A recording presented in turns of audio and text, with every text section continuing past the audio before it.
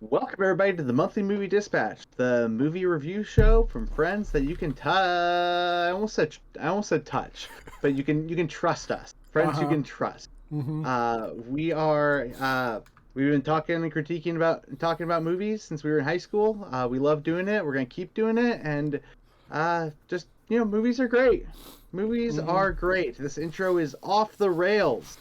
Sorry Yes. guys, but I'm Nick Moffat, and I'm here with Sean Bolby. Hi. And today we're going to be talking about Paul Thomas Anderson's new film, Licorice Pizza. What is Licorice Pizza? I would say it's two things that don't go together, but for some reason they still taste good. But of Mm-hmm. course, I've never actually had licorice pizza, so Yeah. I'm not sure if it actually does taste good. Has Maybe. anyone had licorice pizza? I don't know. Any Anyway, Maybe before we get Paul Thomas started, Anderson? yeah, maybe he's a big fan of Mm-hmm. candy pizza. Mm-hmm.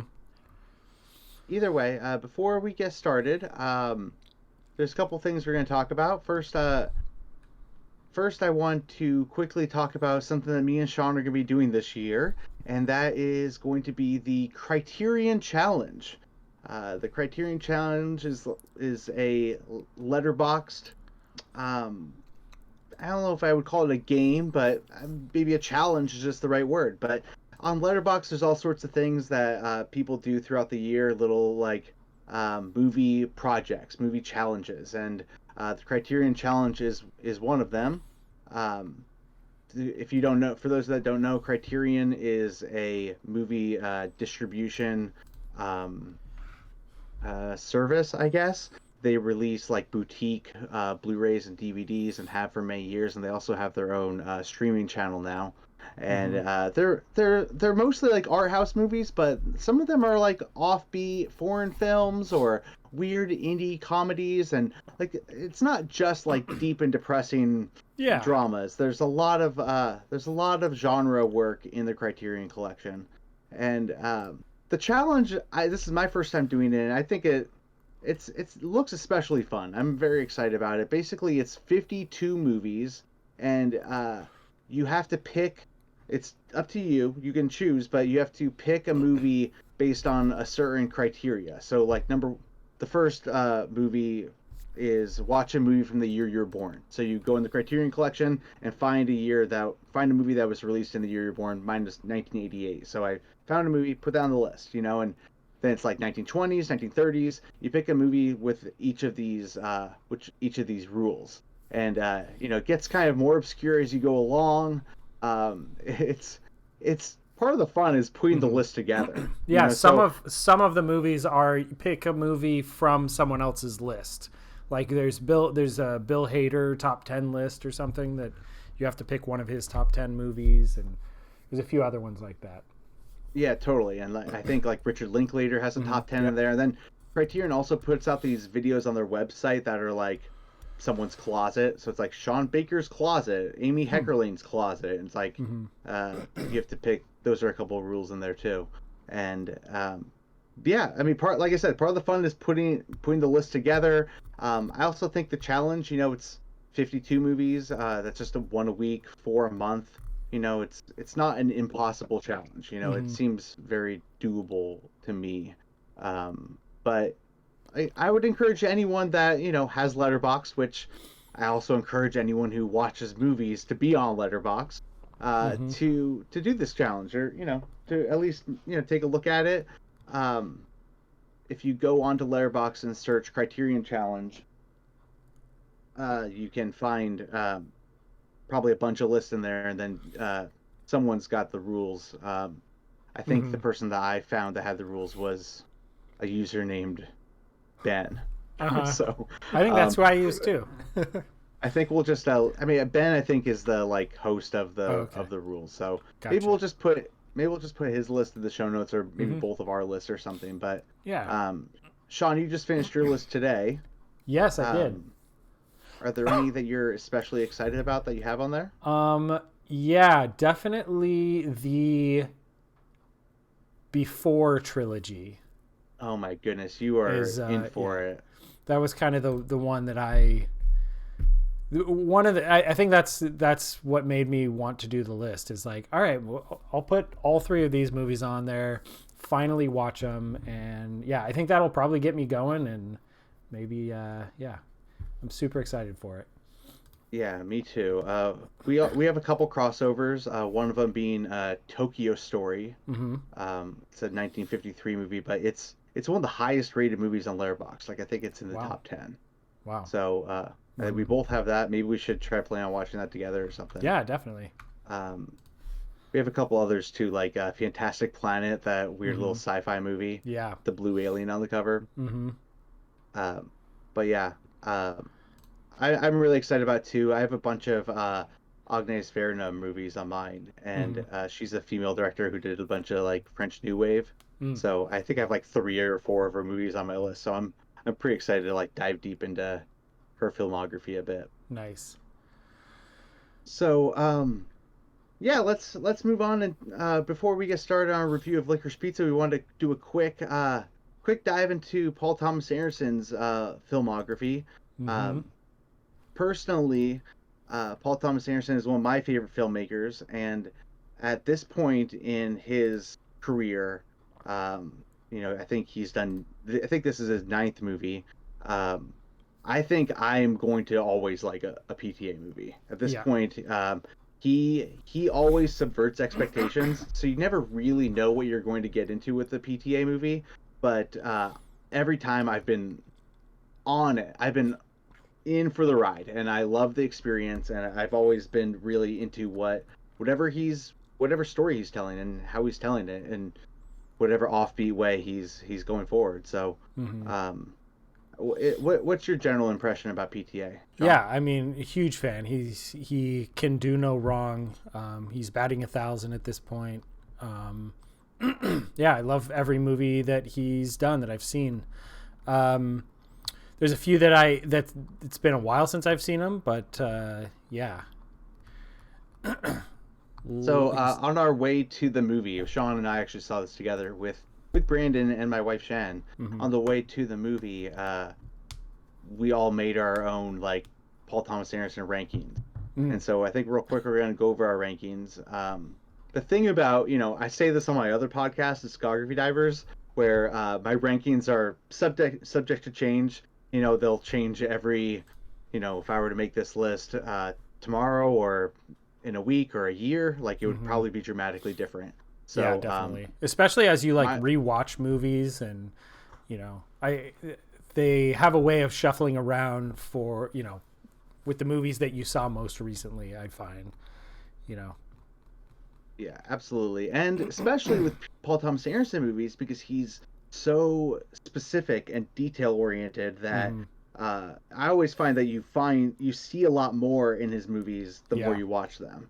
Like Yeah, Inherent Vice, for definitely. example, like doesn't make any sense the first time you watch it, and Uh-huh. then for me at least, I went home and read about it on Wikipedia and was like, oh yeah, all of that was in the movie, and then I watched it again and was like, this movie's amazing. Huh.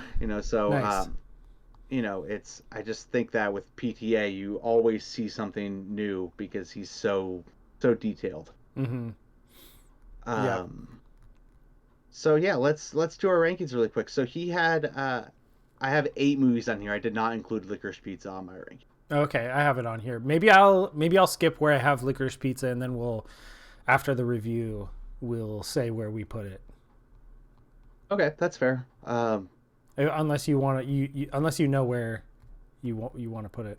I'd rather talk about it afterward. I like the right. idea of talking Yeah. about it afterward. So do you want to do yours first? Sure. Yeah, so I have my first 3, my bottom 3 are mostly just because I've either not seen it or seen them only once a while ago. So, oh crap. So Hard 8 I have not seen, unfortunately.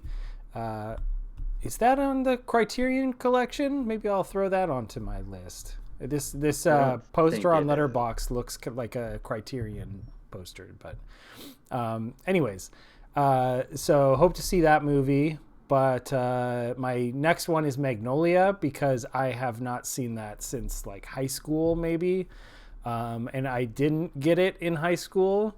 And yeah, just really need to rewatch it. I remember How was liking that? it, but I was Frog just like, coming out of the sky. What is this? yeah, what's going on? I remember liking it. I just did not understand it, and yeah, definitely deserves a rewatch though. And then Inherent Vice, as you were just talking about, I only saw that movie once, and I really want to see it again. But yeah, maybe it'll bump up the list if I see it again. Then I move on to all the movies I've seen more than once. So next is Punch Drunk Love. Just a really sweet, interesting, quirky love story with a kind of a darker tone to it. The Master is my number 5. I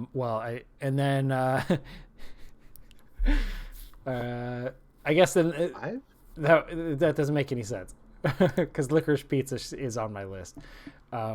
So Licorice Pizza is somewhere in my top 4 if you were following along. Oh, I see. But then I'll go.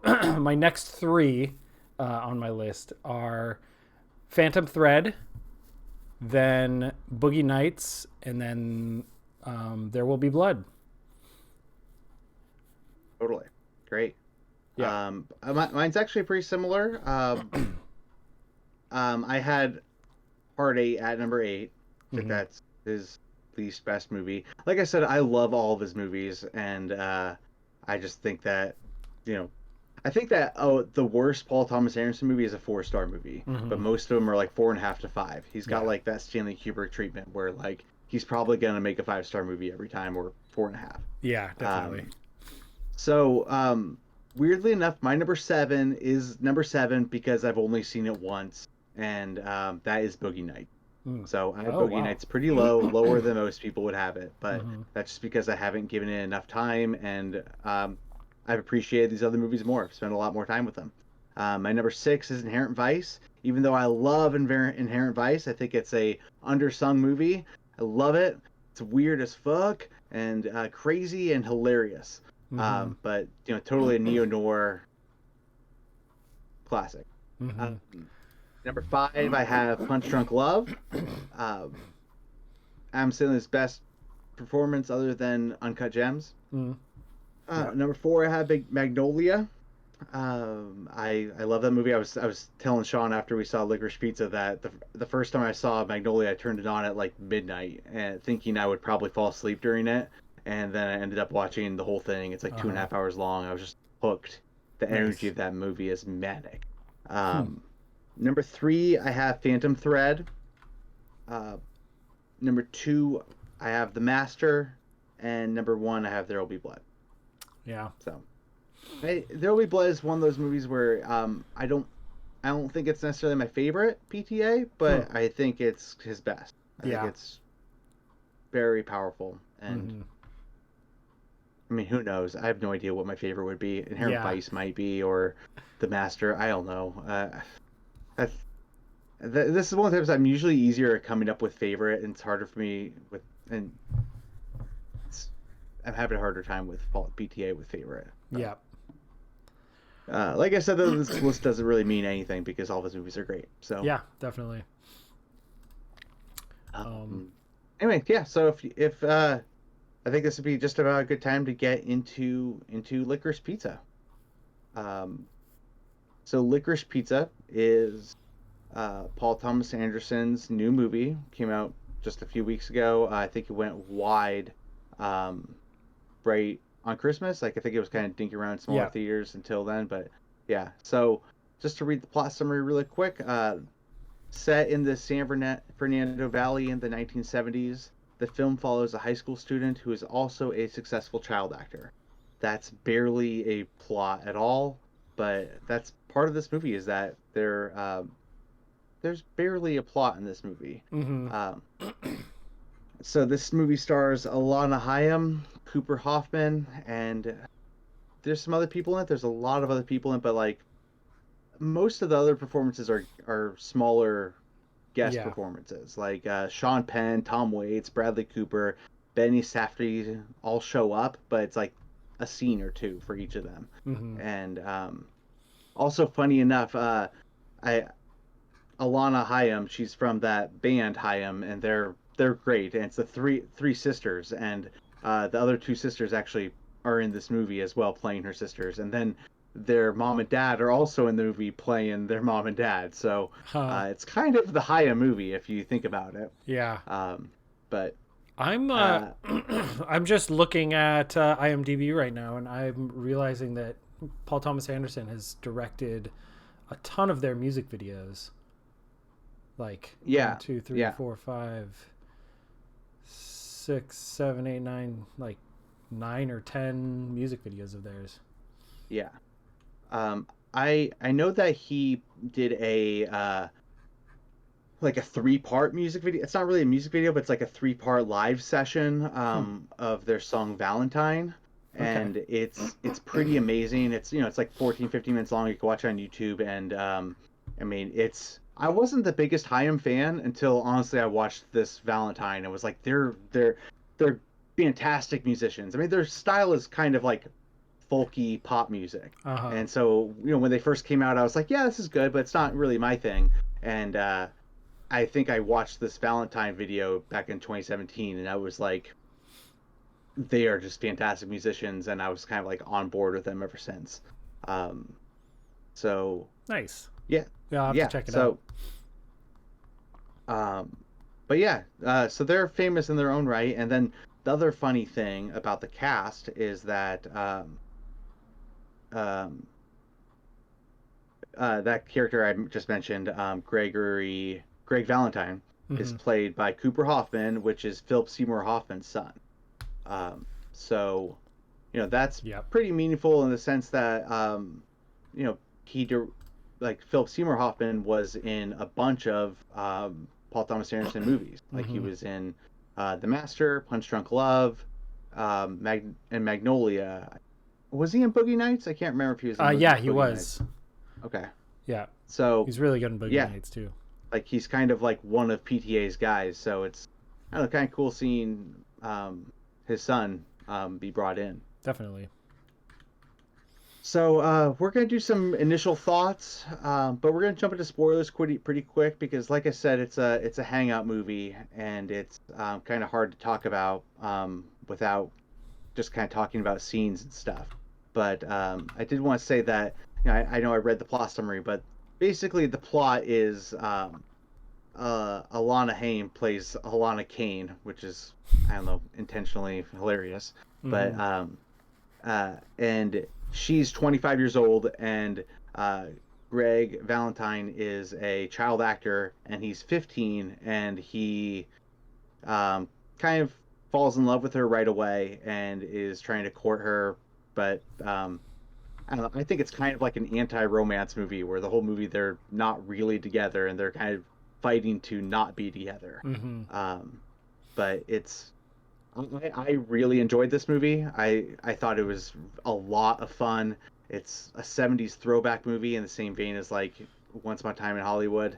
Um, there's there's hardly, like I said before, there's hardly any drama or plot.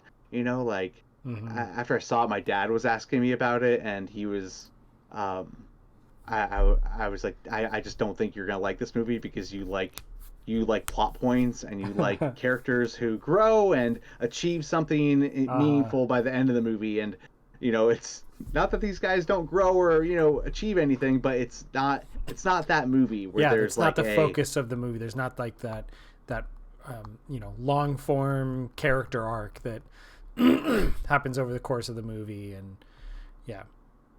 yeah. So Frank Pasiccio, I don't think you're going to like this movie, but I very much did. This was Mm-hmm. very much my kind of movie. Shaun, what did you think? Yeah, it definitely was. I really enjoyed it. I don't know if I, Jesus, sorry. Some water? Yeah, I don't know if I would say like this is my kind of movie necessarily, but I really enjoyed it. I think when someone like Paul Thomas Anderson makes a movie like this, he has a way of making it interesting and making every scene complex and kind of even though there isn't a bigger kind of message or arc that is going on, I think every scene that he does, there is something going on, and there's something that the characters are after, or there's there's kind of a story that is happening at any given point, rather than a bigger story that takes place. And yeah, it just I just had an absolute blast hanging out with these characters, and experiencing this bizarro world in the 1970s. When did this movie take place? It was the 70s. 1970s. And kind of experiencing that world in all its its ups and downs, and it didn't hold back when showing the world of the 1970s. It showed the fun side and how it can be a lot of fun, but also it showed the negatives of the 1970s. It didn't hold back on its sexism and racism. It just kind of left it out there for you to look at, for you to see and to feel awkward about, and to feel those moments as well. So I really enjoyed the movie. I enjoyed watching the characters like fight. I enjoyed watching them get along. I enjoyed their little antics and their little kind of smaller, almost insignificant moments that in the moment feel big, I guess. And yeah, just really, really enjoyed it. Yeah, I do want to say that you said something about every scene had its own sort of story in it, rather than a big overarching story. So this movie's actually like kind of based on the life and stories of Gary Goetzman, who is Tom Hanks's buddy, friend, producer, and apparently he's told a lot of these stories over the years. Paul Thomas Anderson grew up in Hollywood in the San Fernando Valley in the 70s, so I think this is like him going back to that time period and really just like revisiting it and relishing in it. And I after I learned that it was like based on story, like someone else's stories, Yeah, it makes sense. semi-biographical, I guess. Yeah, I mean, there's because totally, like, Gary Goetzman is based on Greg Valentine, or Greg Valentine's based on Gary Goetzman, and he it just, there's every story, like every bit scene in the movie tells like a story, and it's there's bits in there where there's like real people and stuff. I mean, we'll get into it, but there are, so like at the end of the movie I was like, wait, how much of this is real? Because there certainly are real people in this movie. So it's kind of like nonfiction. It's like creative nonfiction, I think, or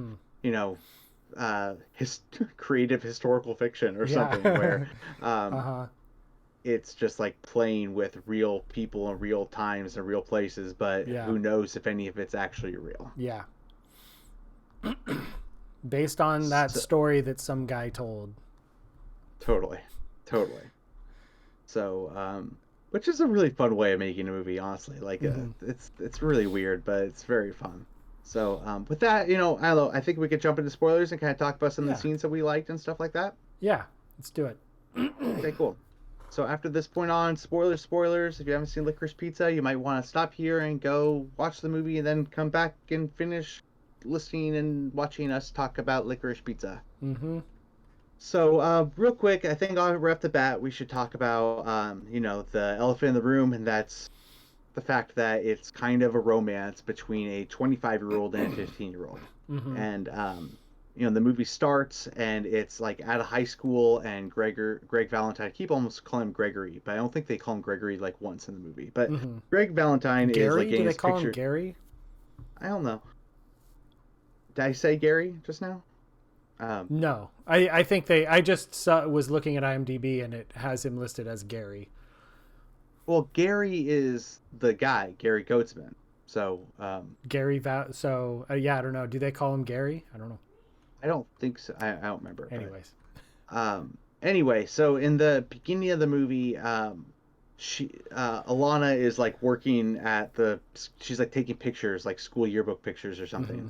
And they start talking, they hit it off immediately, and they have this like back and forth energy that's like undeniable. Like right Mm-hmm. away, they hit it off. Yeah. And you could tell that he's like in love with her right away. And Mm-hmm. he actually like goes home and tells his brother, like, I met the girl I'm gonna marry. He's Uh-huh. this like cocky kid who Yeah. is full of like youthful arrogance. But he's a child actor and he's like a professional and he has a few businesses already. So he's like ahead of his time in a Mm-hmm. lot of ways. You would But almost call them more hustles. He has a few hustles rather than businesses, sure, but I right? mean, I think they all are like for the most part on the books and stuff. Like Mm-hmm. he is an entrepreneur, Yeah. even if it is like part hustle, Mm-hmm. right? He Yeah, but it's more uh he like he gets an idea and then he like kind of goes with it, and maybe he'll scrap that idea for another newer idea. He's constantly changing his businesses and kind of what he's doing throughout the movie, and he'll just like see an opportunity and jump on it. And yeah, rather than like running a single. sure, like he's not going into the office and sitting Mhm. behind a desk and Yeah. he's very much still a kid. But Yeah, I'm and like just his employees are a bunch of his friends that he's like doing that's these true. jobs with. That's true. Like they do start a waterbed company, and then Hmm. it's a bunch of like 14-year-olds showing up to install waterbeds. Yeah. Uh, but I just want to say though that in the first scene they hit it off and they clearly have a dynamic, and he respects her. Like I Hmm. mean, maybe it's not respectful to hit on someone at their work, Hmm. but still, like they have a connection that's Hmm. real. Yeah. And then she kind of brushes him off like, you're a little kid and I can't date you. That's never going to happen. It's illegal. Get out of my face. But I still like talking to you. And then Hmm. as she's walking away from him, an adult man that's also part of her company, like you don't really know who he is, he's like a photographer, he like smacks her on the ass like really hard as she walks by him. Uh-huh. And it's just like, and you could tell like in that moment that's not the first time she's been smacked in the ass. It's like Hmm. that's just something that happens to her being Like, yeah, it's being almost young and in the 70s. it's Like almost she's just something getting she her ass smacked. didn't even think about in that moment. It's Right. just something that happens. It's just not only to her, it's just something that always happens in workplaces, and she just it was Yeah. almost like at how at a sport sporting event, a baseball game, like give it was, and no one even thinks about it. But and that's kind of the way most of the movie plays these problematic moments, in a lot of ways. It really just shows it almost how it was. And yeah. Right. But I think like by having that happen so quickly right after this like wonderful interaction, Paul Thomas Anderson is kind of telling us like or questioning us like what is right and wrong? Mm. Like is it really so wrong that these two have a connection when this is the kind of stuff that she puts up with on the daily? Mm-hmm. Um, but still, she doesn't like start dating him right away. Mm-hmm. Like she does meet him at a restaurant, but she makes it clear it's not a date. And then they go on to basically become like embroiled in each other's lives. Like Mm-hmm. um, she chaperones him to an event, and then they just become friends. And she dates one of his co-stars, and then they break up over hilarity reasons. And Mm-hmm. then but then yeah, they're just become like intertwined. They're just basically best friends. And clearly they have like a connection, and they want on some level to have something more. Especially Greg is like, he's pining after her, but uh, she's unsure of where she stands with what she wants from him. And it's very much like I said before earlier. It's like an anti-romance where these two are kind of trying to stay apart in the movie and trying to see other people, but they keep coming back to each other. Mm-hmm. Yep. So I don't know. I didn't find the romance like disturbing or anything. I thought Yeah. that the way it was framed and set up, it was thoughtful and Yeah. I totally worthwhile. agree. I guess I would also say that, you know, nothing happens within the movie as far as that romance goes. It's clear that they have feelings for each other, and they come very close once or twice throughout the movie to acting on that. But Well, they do kiss at the end, yeah, there is and a she kiss says at that the she end. loves him at the end. So I Yes, mean, they yeah, get together by the absolutely. end of the movie. But My point was more that you aren't, you know, you aren't constantly seeing them. You know, this she's rejecting him throughout almost the entire movie until right. the very end, and it's which, you know, it certainly is. It's a sweet moment Yeah, though, and like I don't yeah, know, it's a great ending. But I don't know what one thing my wife brought up right when the movie was done was how the movie is a lot about power dynamic, mm-hmm. and how every scene there was sort of play on um, who like two characters and who had the power. Like the Mm-hmm. power was like kind of constantly shifting. Like because it starts and Alana is 25 and Mm-hmm. it's Greg that's pining after her and she has the power. But then you get a glimpse of her home life and her home life is kind of a wreck and she kind of seems destined to be stuck in San Fernando Valley not doing much at all, and she kind of sees Greg as a way to get out, and so then he kind of has the power, and it kind of shifts like that throughout the movie. Mm-hmm.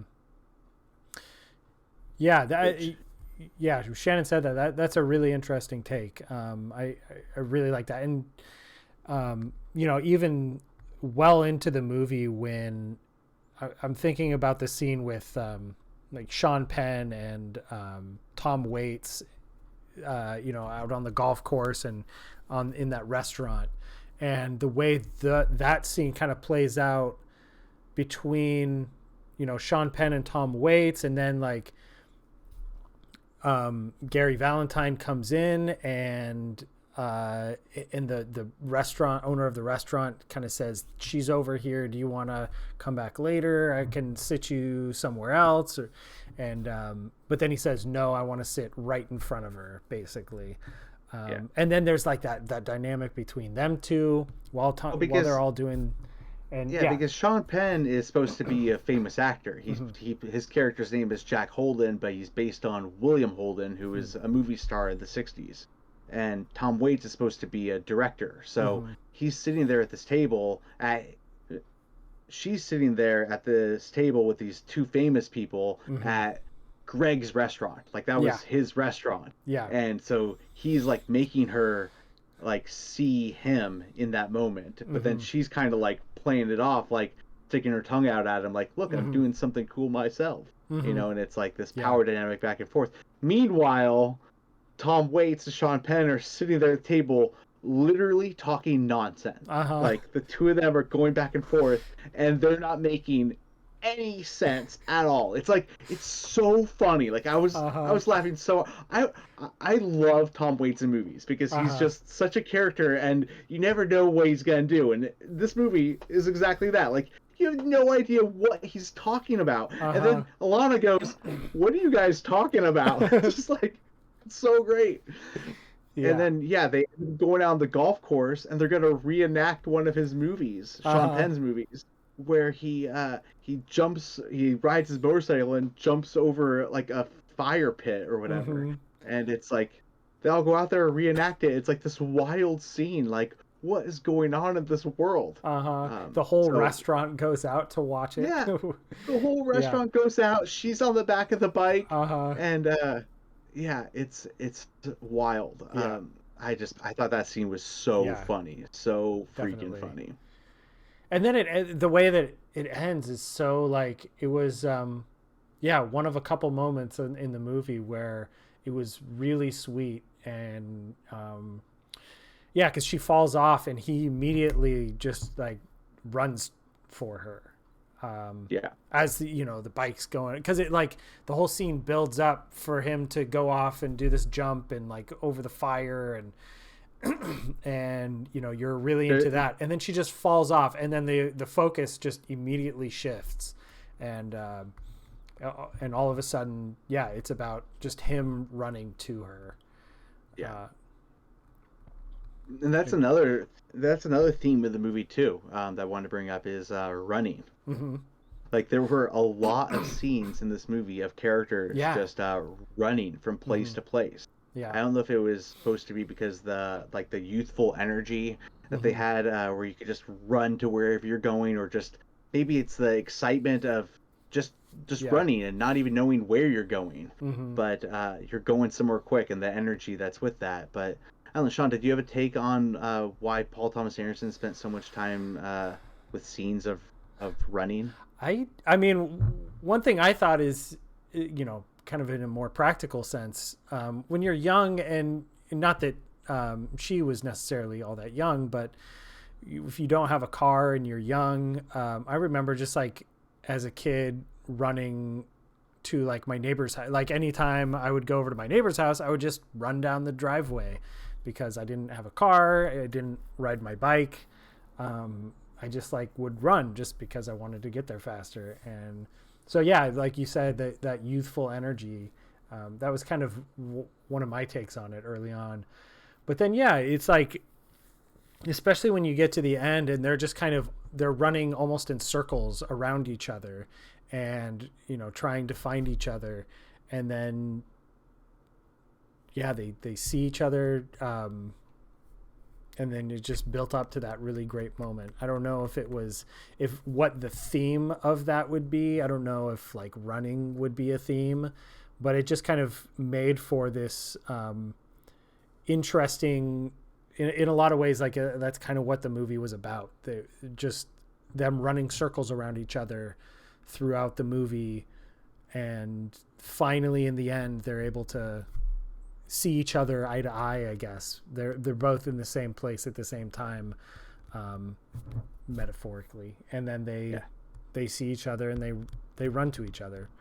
Yeah, and then they run with each other, Mm-hmm. right? Yep.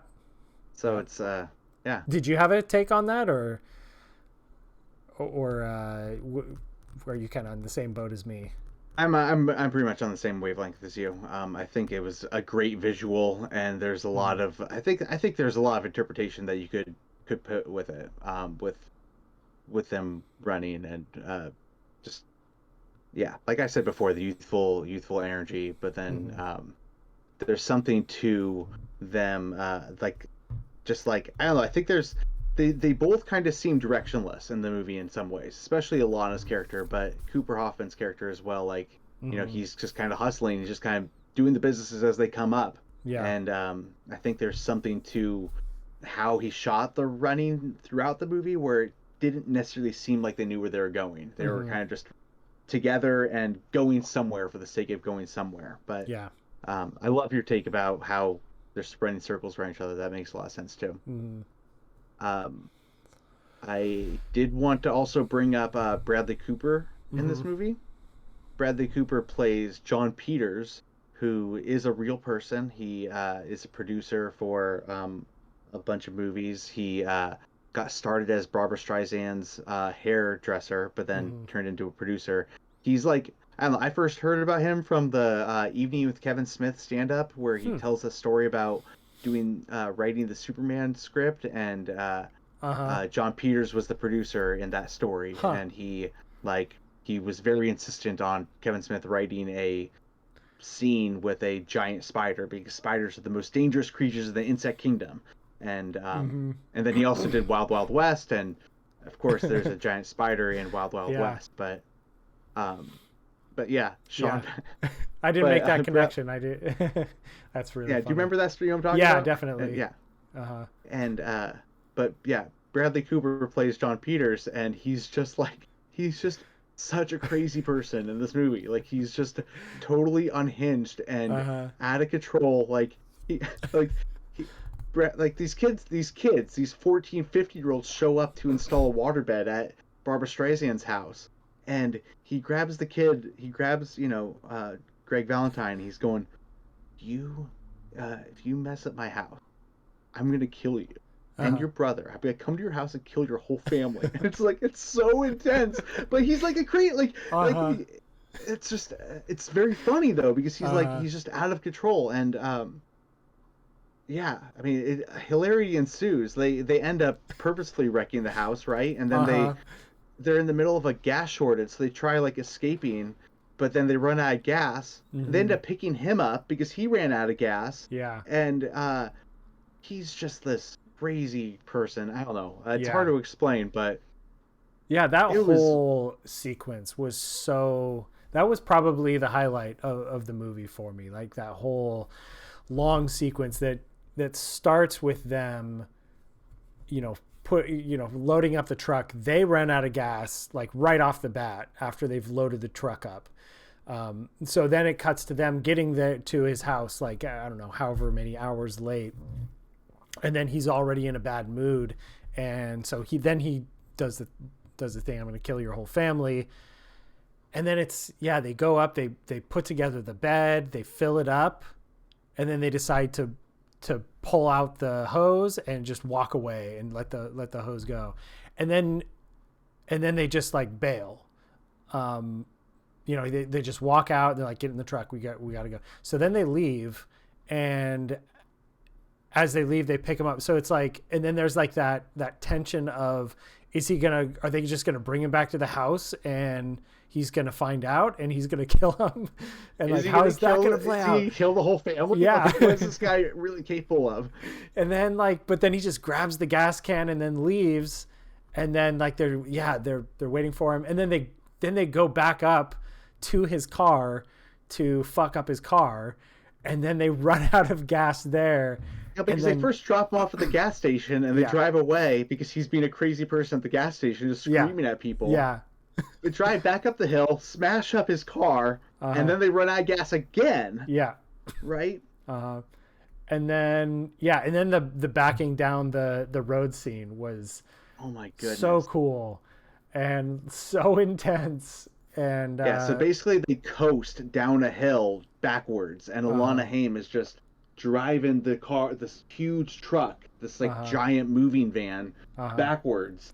And the way he shoots the scene, it's like there's no music. It's just wheels on pavement. Yeah. Right? And you're just like, what's like, is this going to end tragically or is it hilarious? Yeah. And either way, you're on the edge of your seat. You're holding your breath. Yeah. And stunning how it's shot and put together. And definitely, it's just something about that scene. It's like it's so good. And then, but also, I do feel like that was a scene that was almost a character arc type of moment, as close to a character arc as you can have. Because like after that, it seems like what's her name?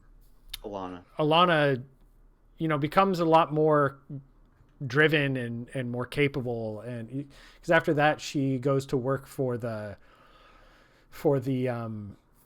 Joel Sachs, the guy running for mayor. For the Safdie, what's his name? It's Benny Safdie, and he's playing Joel Sachs, who's actually a real guy who ran for mayor in the 70s. But yeah, so I think that moment was important for a character, and you definitely saw that's probably about as close to a character arc as the movie had. But yeah, and then the icing on the cake is she's sitting there, and Bradley Cooper shows up just on the street and walks past her as she's sitting there, and but even and he's like and then he walks past her, and then two really attractive women walk past him, and he immediately just kind of turns around and starts hitting on them. He chases that tail. And now that I think about it, he even had like kind of one of those moments with Alana in the car where he's looking out the window, and then he really leans over her and kind of he inappropriately gets close to her. Definitely. But yeah, totally, Shaun, I totally agree about that arc she has at the end there, because she survives this experience of going down this hill backwards. She miraculously, overcomes the odds and no one gets hurt. And she's sitting there and she then sees these 15, 16-year-olds goofing around afterward, and just sees how much, I don't know, how young they are. And that moment she's like, I need to do something different in my life. Yeah. And she starts acting her age in a lot of ways. And I think that's another like theme of this movie is acting your age and what that means. You know, It's I mean, true. Yeah. It's kind of a coming of age movie, but it's not necessarily like coming of any sort of age. It's kind of like, I don't know. I feel like it's also like questioning like what even is coming of age. Like what is acting your age? What does that truly mean? Because then she goes and works with this politician and she's getting along with people her age and older, and she kind of starts like maybe thinking about seeing someone. She seems like she has a connection with the mayor, played by Benny Safdie, and then it turns out he kind of uses her because he's gay and he needs like He's someone being to like he's being cover followed, up. and Yeah, he he's being needs a followed, like to pictures taken or whatever, and he like calls her up and is like, "Do you want to meet me for a drink?" And she like gets really excited about it, thinking like, "Okay, I'm gonna hit it off with this guy." And then it's like, you know, back to the power dynamics thing. It seems like he was kind of, you know, using her in that moment. I mean, she was happy to, but still it was like that thing of like everyone's kind of using each other, and power definitely. dynamics exist everywhere. And then he even after that, she takes his boyfriend home, his partner home, and she has that really great moment with him where he's like, you know, just the pain that he must be going through, living in being you know, being in a relationship with such a public figure in the 70s when you can't be gay in the public, you can't be gay in public. And she sees that, and you know, he's really nice to her, really sweet to her. And after that's the moment where she like leaves and then starts running towards, to get to Gary, Yeah. towards him. Greg, yeah. To Greg. And yeah, I think like, you know, that's partly why I like about this movie so much, is that like there really is a lot of heart in this movie. And it's not just a heart, you know, it's not just between like those two. It's like it's about like the 70s and like what that looked like back then. And there's just so much like I don't know, appreciation for the good and the bad of that time. It just there's just Definitely. so it's kind of like, you know, when you know, Once Upon a Time in Hollywood came out, everyone was like, this is Quentin Tarantino's love letter to old Hollywood. And I feel like this is kind of the same way, where it's PTA like thinking back to his childhood and kind of recreating that in a lot of ways. Yeah. And there's a lot of heart, there's a lot of humor, and it's like, it's just not many movies are made this way or this well, you know. So yeah, Shaun, anything else that you want to bring up and talk about? Yeah. I mean, I wanted to point out that Paul Thomas Anderson again is credited as the cinematographer in this movie, and it looked really good. It had a really interesting look to it. Although I believe in this one he had help. I guess I don't know how to really like what the dynamic was there, but he yeah, there's apparently two cinematographers credited. That's my Well, understanding. yeah, I mean, it's funny because I mean, Shannon brought this up while we were seeing there in the credits, how Paul Thomas Anderson's credited as a co cinematographer with Yeah, Michael Bauman, yeah, and it's like, you know, you're the director of the movie, you kind of oversee everything. Are you yeah, really the co cinematographer? Are you the co costumer as well? But at yeah. the same time, like he was the solo cinematographer for his last movie, Phantom Thread, I think. So it's like he has done this in the past, where, you know, he's the cinematographer. So I don't know. I Uh, wonder what that I'm looks like. I'm actually looking. I pulled up Michael Bauman's IMDb page, and it looks like he is a gaffer on a lot of stuff. He's actually he's a lighting guy, chief lighting technician, gaffer. So that's, I wonder if he kind of brought him along to help with the lighting. Yeah, or maybe it was kind of like maybe he was kind of giving him the opportunity to maybe take the lead, but they were working Mhm. very close together or something, as like a Yeah, promotion, maybe, maybe. now it opens the doors for him to be a cinematographer on Mm. other people's movies and stuff, Hmm. that sort of In thing. another note, he apparently was the gaffer in The Tragedy of Macbeth, which just came out, and I just saw, and it was really freaking good.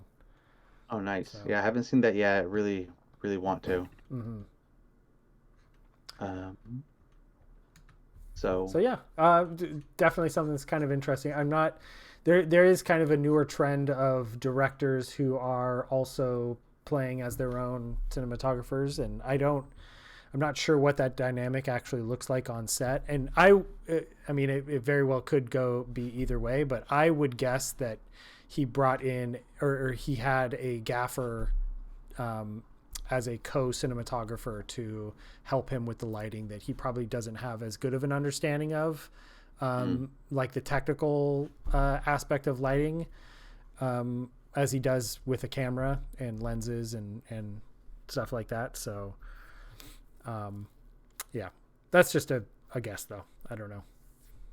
yeah.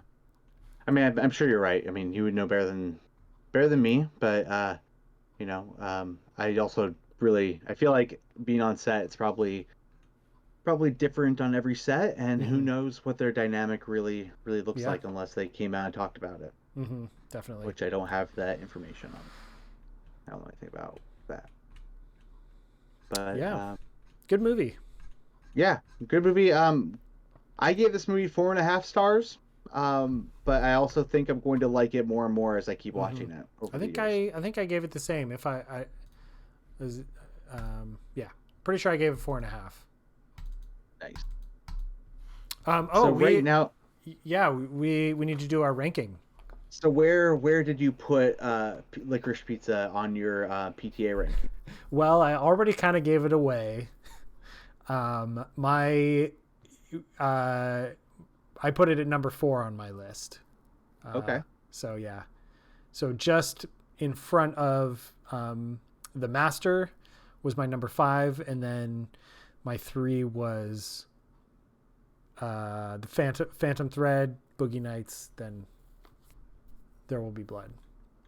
Cool. Yeah, I mean, I this is so hard. I don't really truly know yet. I'd probably Mm-hmm. put it at 5 or 6 right now, below Magnolia, around Punch Drunk Love. Mm-hmm. Um, Nice. Probably a little bit ahead of Inherent Vice. Mm-hmm. So, that's probably where I'm at right now with it. But anyway, I'm excited for people to see this movie. I hope that people like it and talk about it and stuff. Mm-hmm. Um, it's a unique one. Yeah, definitely. So, um, yeah, with that, I think we can wrap it up. So this has been the monthly movie dispatch. We've been talking about Licorice Pizza. Next week we'll be back. I don't know what movie we're doing next. There's a lot of movies Mm-hmm. that have all come out at once, and we're Yeah. kind of trying to figure out what to do next. And then, So Nightmare you know, Alley is out right now. yeah, Tragedy of Macbeth. Maybe one of those two, or yeah, something else. yeah. So we'll figure it out. But then yeah, we got our top 10 of the year coming up here pretty Mm-hmm. soon too. So yeah, it's a very exciting time for movies. And thanks for listening and watching. Like and subscribe. And yeah, take care of yourself and others as well. All right. See ya. Bye. Bye. Bye.